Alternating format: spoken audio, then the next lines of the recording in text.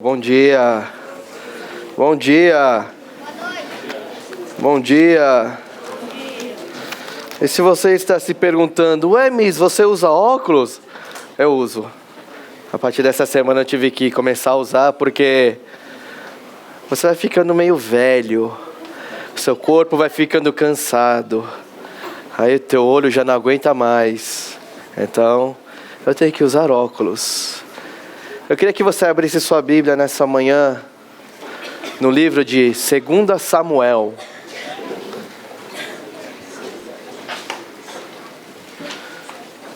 Segunda Samuel,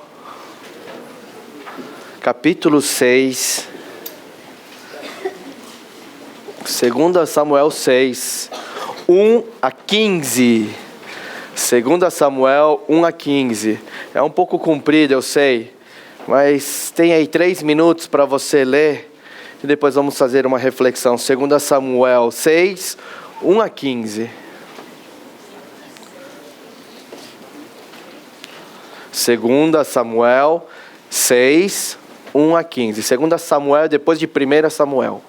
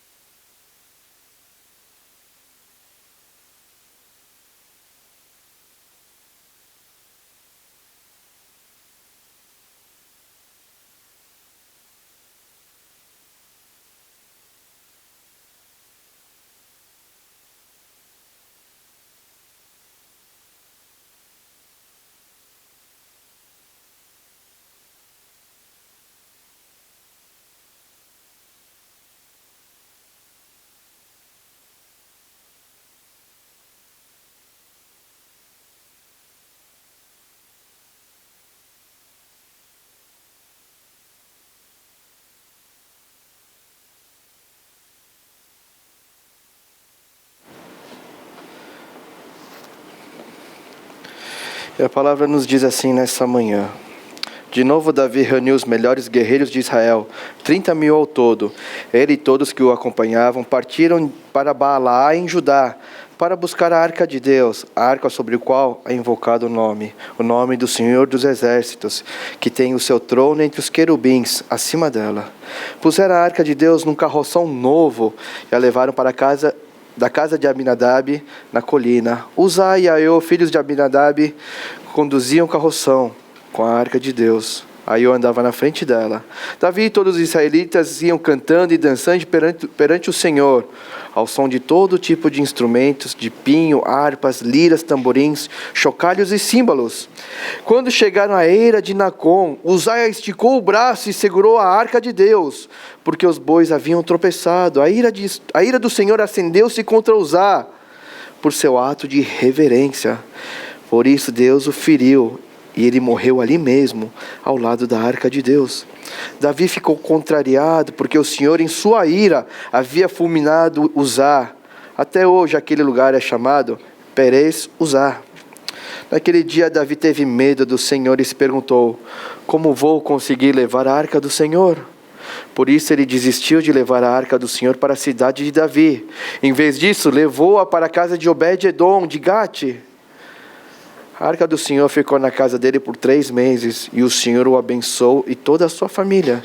E disseram ao rei Davi: o Senhor tem abençoado a família de Obed-edom e tudo o que ele possui, por causa da arca de Deus. Então Davi, com grande festa, foi à casa de Obed-edom e ordenou que levassem a arca de Deus para a cidade de Davi.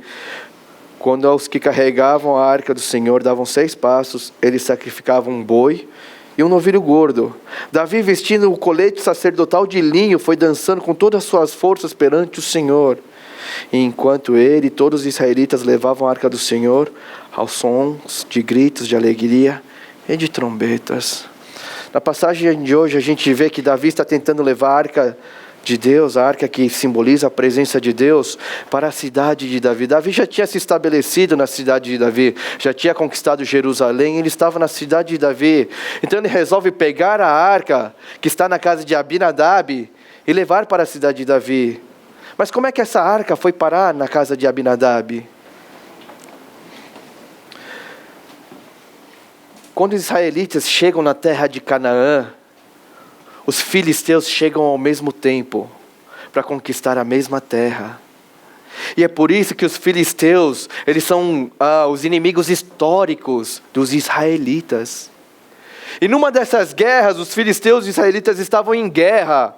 Primeiro, os filisteus venceram a primeira batalha, matando 4.000 israelitas. Então os israelitas pensaram, uou, é porque a gente não está com a arca de Deus aqui conosco, vamos buscá-la. Então os israelitas resolvem levar a arca de Deus, da presença de Deus, para o campo de batalha. E quem carregava, quem conduzia a arca da presença, eram os sacerdotes, os filhos de sacerdotes. O sacerdote nessa época era um cara chamado Eli. Lembra de Eli, do chamado de Samuel? Samuel, lembra esse Eli? Só que a Bíblia fala que os filhos de Eli eram maus. Hofni e Finéias, eles eram maus. Eles não estavam nem aí com Deus, com as suas ofertas, eles não se importavam. Mas são esses que estão carregando a arca. E quando a arca chega no acampamento israelitas, todo mundo começa a comemorar, todo mundo começa a gritar. Tanto é que os filisteus ouvem o grito e eles ficam com medo. Mas mesmo assim os filisteus entram em guerra, vão de novo batalhar com os israelitas. E os filisteus ganham novamente. A arca é tomada. Antes dessa guerra começar, um profeta vem e falou para Eli, Eli, por que você dá mais honra para os seus filhos que são maus do que para mim? Saiba que eu vou te dar um sinal. E é o que vai acontecer com vocês. Seus 2 filhos vão morrer num só dia. E nessa guerra, quando Israel perde, os 2 filhos de Eli morrem. E a arca é tomada. E quando um israelita, ele vem fugido, vem contar para Eli que os 2 filhos dele morreram, ele fica olhando. Mas quando diz, e a arca de Deus foi tomada, ele cai da cadeira e quebra seu pescoço e morre. Os filisteus então pegaram a arca de Deus e levaram e colocaram no templo do seu Deus, chamado Dagon. Um Deus esquisito que tem um formato de peixe. E eles pegaram a arca de Deus e colocaram no templo de Dagon. Mas quando eles foram de manhã ver o que aconteceu no templo, Dagon estava caída, a estátua de Dagon estava caída. Eles foram lá, levantaram a estátua e colocaram no seu lugar. Mas no próximo dia, quando eles voltaram lá, a estátua estava caída de novo, com a cabeça quebrada e com as mãos quebradas. Mas mais do que isso, o Senhor amaldiçoava todos os filisteus, em todas as cidades que ele passava, que essa arca passava. Então todos eram afligidos por tumores. Então os filisteus falaram, é essa arca de Deus, é essa arca do Deus de Israel que tem nos amaldiçoado, vamos devolvê-la. E o que eles fazem? Eles fazem uma carroça, colocam a arca de Deus. Eles fazem tumores de ouro, ratos de ouro como oferta. E colocam na carroça, colocam 2 vacas para puxar a carroça. E eles a soltam. E as vacas vão direto para o povo de Israel. E o povo de Israel, quando vê as vacas, quando vê a arca voltando, eles fazem uma festa. Eles fazem uma festa gigantesca. Aí eles pegam a arca, levam para a casa de quem? Abinadab. E a arca fica lá até o dia que Davi resolve buscar. E a passagem de hoje é uma festa. Tá tendo uma festa. Que nem os moleques ganharam no futebol ontem. Que nem as meninas do Codumbu ganharam. Que nem nada. O resto não perdeu. Mas era uma festa. E 30 mil pessoas era o número de pessoas no cortejo, na comitiva de Davi. E todos iam cantando, dançando, dando gritos, com vários instrumentos tocando. Davi faz uma carroça nova, novinha em folha, só para carregar a arca. E eles colocam a arca, ele coloca 2 bois para puxar a carroça. E a festa está rolando animal. Música de Bruno Mars. Mentira, Bruno Mars. E a arca está indo, e o povo está em festa comemorando. Mas quando a arca chega na eira de Nacon, o que é eira? Eira é tipo um pátio, onde eles ficam lá, preparando lá a plantação, depois que eles colhem aí para separar as coisas. É a eira. Quando chega na eira de Ecom, os bois tropeçam, e a arca está caindo no chão, aí Uzá vai lá e põe a mão. E Deus, na sua ira, fulmina Uzá. Mata ele na hora. Mata ele na hora. E a festa aqui estava rolando solta. Não, não, não, não, não. I say, yeah, yeah. Para de repente. E todo mundo fica olhando para aquela cena. E todo mundo fica olhando para o corpo de Uzá estendido no chão. E o povo tem medo de Deus. Davi fica com medo de Deus. Davi fica com tanto medo que ele desiste de trazer a arca para a cidade de Davi. Eles pegam a arca e levam para a casa de Obed-edom. Mas a pergunta que temos que nos fazer é: Deus tinha que ficar tão bravo assim? Será que Deus tinha mesmo que matar, usar dessa forma? E se tinha que matar, por que ele faz? Por que será que Deus é tão implacável com o Uzá? Por quê? O tema da palavra de hoje é as regras da festa. As regras da festa. Davi, toda a sua comitiva, todo Israel, esqueceram da regra da festa. Eles esqueceram. Se você vê a sua Bíblia em Êxodo 37, quando Deus está mostrando como constrói, como é que é fabricada a arca para Moisés, Deus manda colocar 4 argolas em cada ponta, uma argola em cada ponta. Para quê? Para que 2 varas de acácia coberta com ouro passassem pelas argolas e que ela fosse carregada nos ombros. A arca de Deus não foi feita para andar em carroças. Quem coloca a arca de Deus em carroças são os filisteus, os pagãos, não o seu povo. O povo de Deus tem que carregar a arca nos ombros. Por que tem que ser no ombro? Porque o povo de Deus tem que sentir o peso da presença de Deus na sua vida. Não um peso de opressão, um peso de, não aguento o peso, não um peso disso, mas um peso de responsabilidade. O peso da responsabilidade de ter um Deus todo-poderoso, cheio de glória na sua vida. É por isso que a arca tem que ser carregada, fazendo peso no ombro do seu povo. Não em carroças. Animais e carroças não podem cumprir o papel que Deus designou para os homens, para o seu povo, que é carregar a sua presença. E se a gente a carrega em carroças, não sentimos peso nenhum, não temos responsabilidade nenhuma com Deus. Israel se esquece das regras. Estão lá fazendo a festa, estão lá curtindo, mas se esquecem com quem eles estão lidando. E se esquece, Israel se esquece que Deus que eles estão lidando. Os bois tropeçarem, a arca quase cair, Uzá ser fulminado, é uma lembrança dolorosa de Deus falando: ei, vocês não estão lidando com Dagon, que não pode se defender. Eu posso me defender. Eu sou o Deus Todo-Poderoso, eu sou. E a ideia é que Deus está trazendo uma lembrança ao seu povo com quem que eles estão lidando. Um Deus todo glorioso. Um Deus todo glorioso. Sabe quando a gente cantou 2 vezes, 2 louvores que falam da glória de Deus? O que você entende da glória de Deus? Cara, quando você vê a glória de Deus, quando você sente a glória de Deus, você não consegue fazer nada. Você só consegue se prostrar e ficar quieto diante dele. Mas o povo de Israel, o povo escolhido, se acha tão escolhido, que acha que é best buddy, mano. BFF de Deus forever. E que pode tratá-lo de qualquer jeito. Pode tratá-lo sem regras. Pode esquecer quem ele é. Que Deus é esse? Pode esquecer da sua santidade. Acha que pode esquecer que Deus é o Deus criador de tudo. Não só criador, mas que mantém tudo, que controla tudo, que põe tudo em ordem. O povo de Israel se esquece. Porque a arca não está em seus ombros.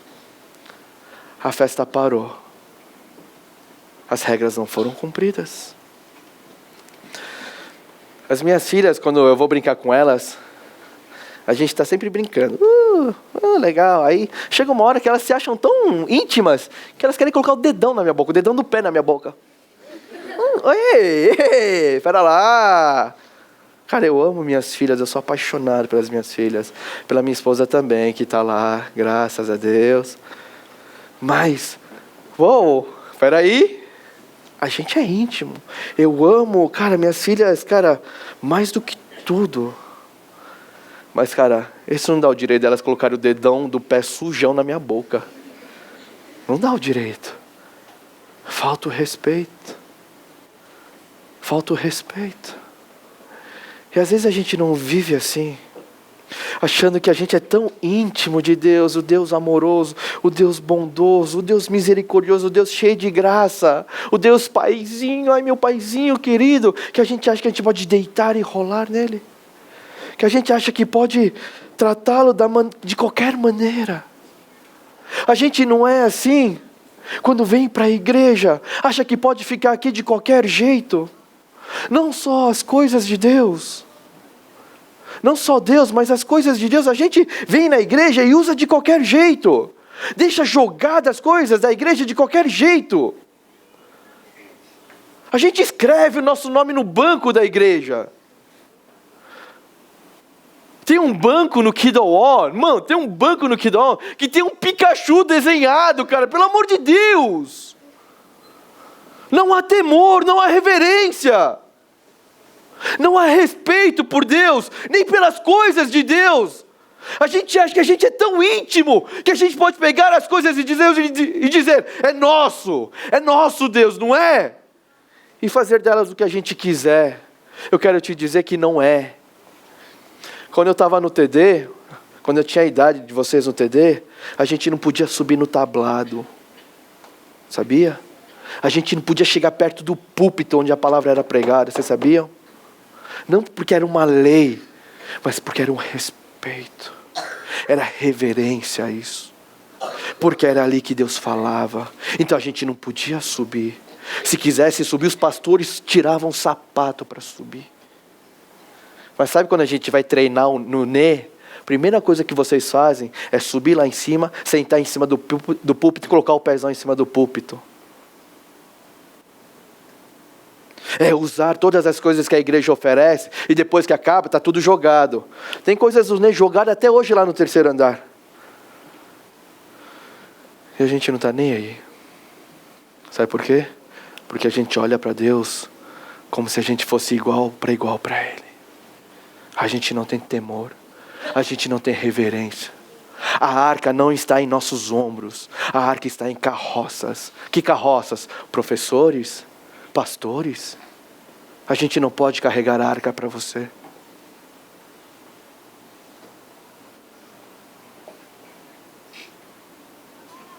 E qual é o problema de tudo isso? E qual é o problema? O problema é que Deus um dia pode dar um aviso que nem deu em usar.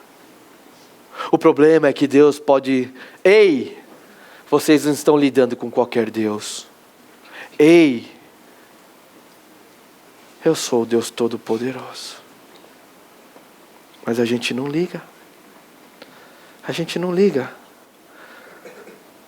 O foco está tão em nós que a gente não liga para esse Deus. A gente não liga.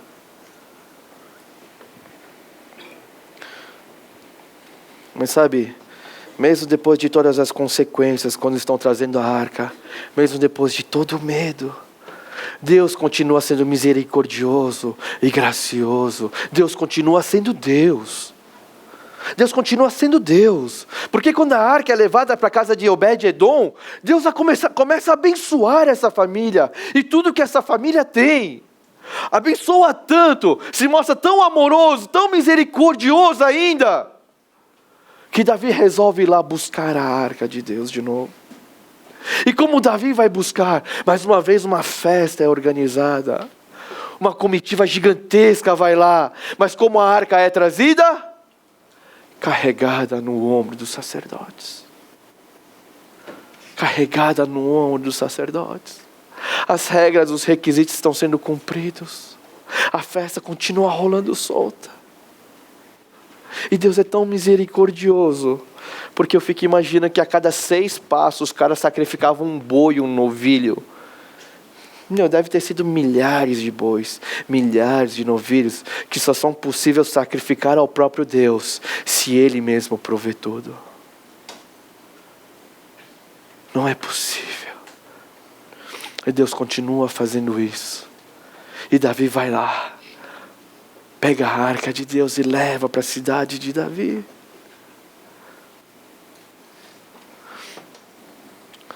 A intimidade, a comunhão com Deus tem que aumentar a nossa reverência, o nosso temor a Ele, não ao contrário. Quanto mais íntimo, quanto mais eu conheço de Deus, mais reverente, com mais temor eu fico de Deus. Eu conheço uns caras, uns teólogos, são teólogos, cara, PhD em Novo Testamento. O cara é PhD em Antigo Testamento. Cara, os caras são professores animais, dão uma aula que os caras sabem tudo da Bíblia, sabem tudo de Deus, tudo que é possível saber eles sabem. Sabem tudo. Você fala, sabe aquele versículo com 3 O? O cara sabe. Sabe aquele versículo que sai o nome de um cara, mas o cara sabe, o cara te fala.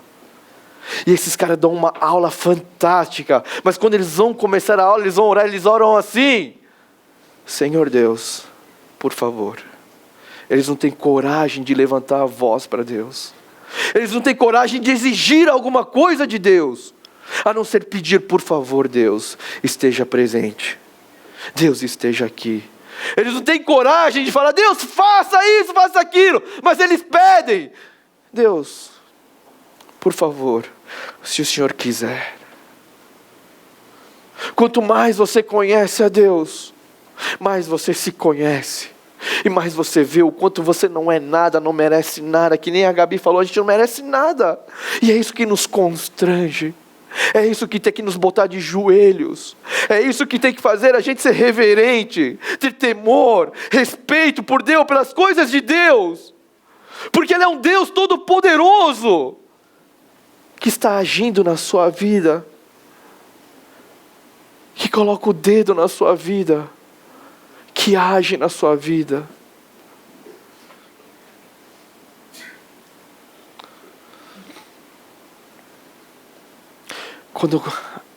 Quando a arca chega em Jerusalém, é sinal de que as regras foram cumpridas. Quando Jesus morre naquela cruz, Jesus também cumpriu todas as regras. As regras que a justiça de Deus exigia, que a lei exigia, Jesus cumpre. É por isso que nós somos justificados. É por isso que a gente pode estar sentado aqui. É por isso que a gente pode cultuar Deus nesse lugar, buscar Deus, orar a Deus. É por isso que a gente tem liberdade sim de estar com Deus, mas isso não nos dá liberdade de deitar e rolar em Deus. Mas o que Cristo fez naquela cruz nos dá total liberdade de estarmos na presença desse Deus todo-poderoso, cheio de glória, um Deus santo. E a gente não pode esquecer disso. A gente não pode esquecer disso. Não só quando vem na igreja, mas quando vive. Se a arca de Deus é para ser carregada, Jesus nos seus evangelhos nos diz o quê? Que cada um carrega a sua própria cruz. E quando? Diariamente. É preciso carregar a nossa cruz diariamente. É preciso que a cruz faça peso em nossos ombros. É preciso que a cruz nos lembre a cada dia de quem Deus é, da presença de Deus. A gente tem que pegar a cruz e carregá-la diariamente, para a gente nunca se esquecer do peso da presença de Deus que nós carregamos em nossas vidas por causa de Jesus. Porque se a gente esquece do peso da cruz nos nossos ombros, a gente vive a nossa vida de qualquer jeito. A gente faz de Deus e das coisas de Deus gato e sapato. Vivemos de qualquer jeito, esquecendo da glória de Deus. A cruz de Cristo é a maior glória. E se a gente não vive carregando essa nossa cruz, não cumprimos as regras da festa. Eu não sei como você tem vivido a sua vida.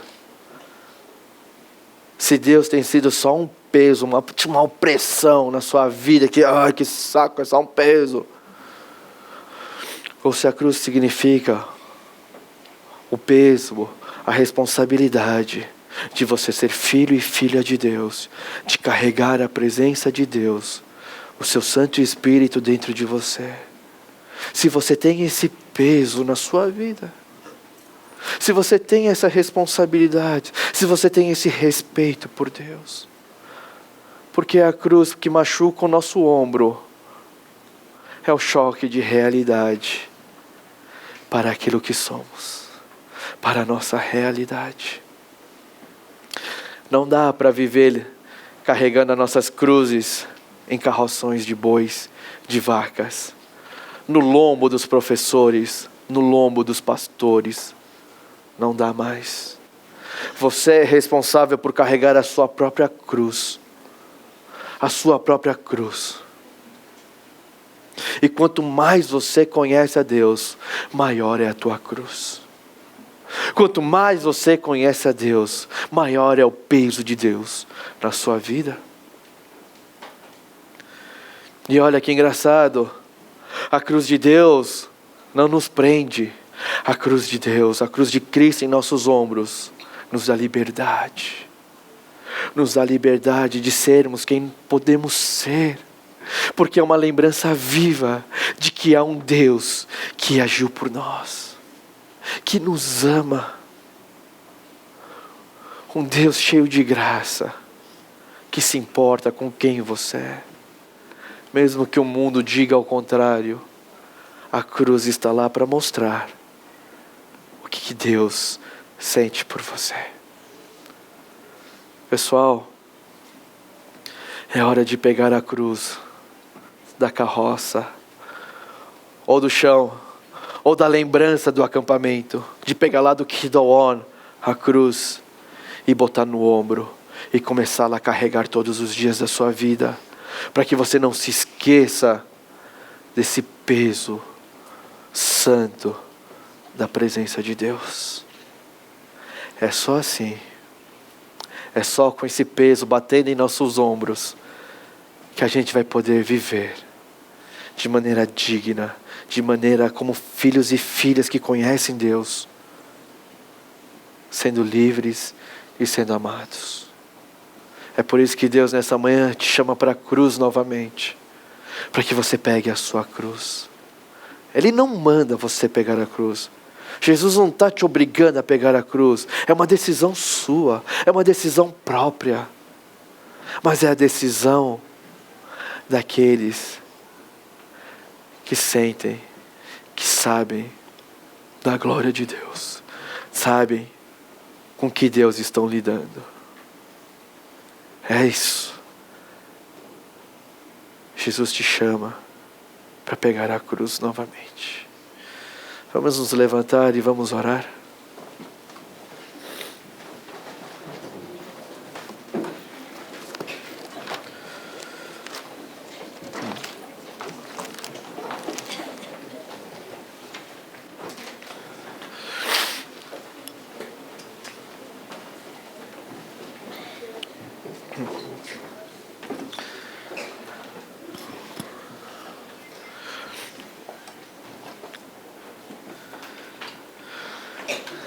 E qual vai ser a nossa oração nessa manhã?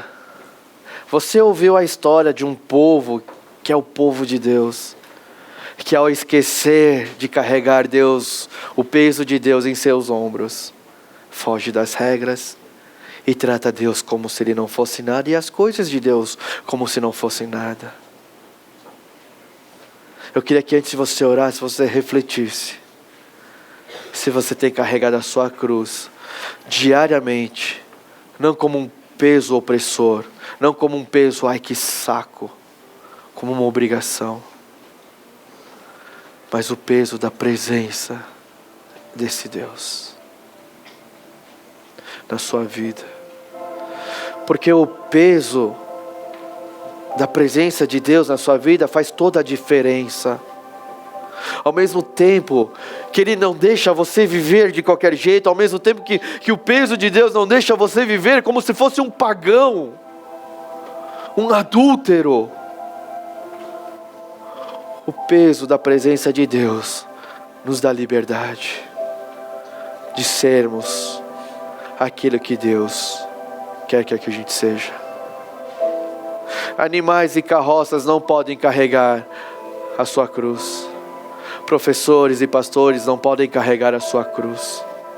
É você que tem que carregar. Mas sabe, você não é obrigado a pegar a sua cruz, porque é uma decisão sua.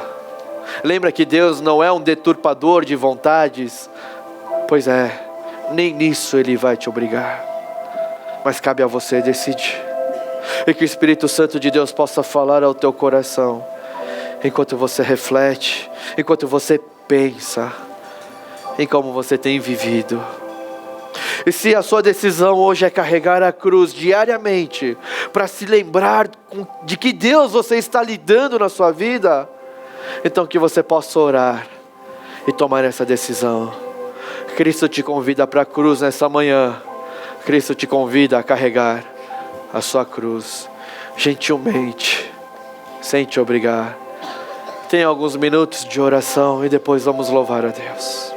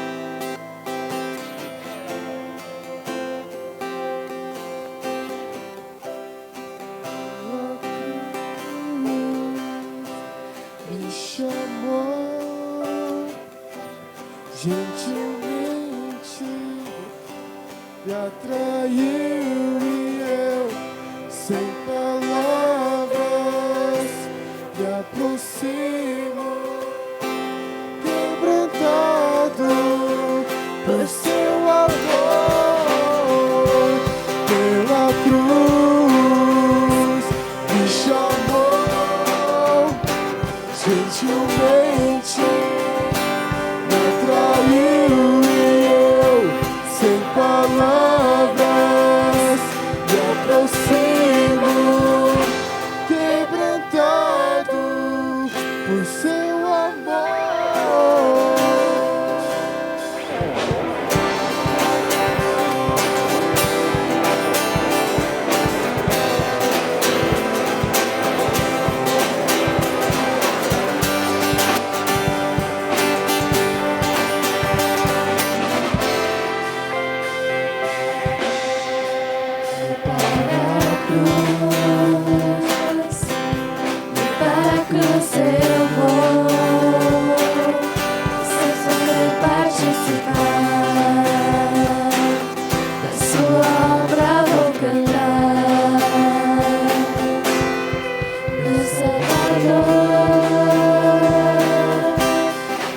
nos mostrou o amor do Pai, o justo Deus. Pela cruz me chamou, gentilmente me atraiu e eu, sem palavras, me aproximo, quebrantado por seu amor.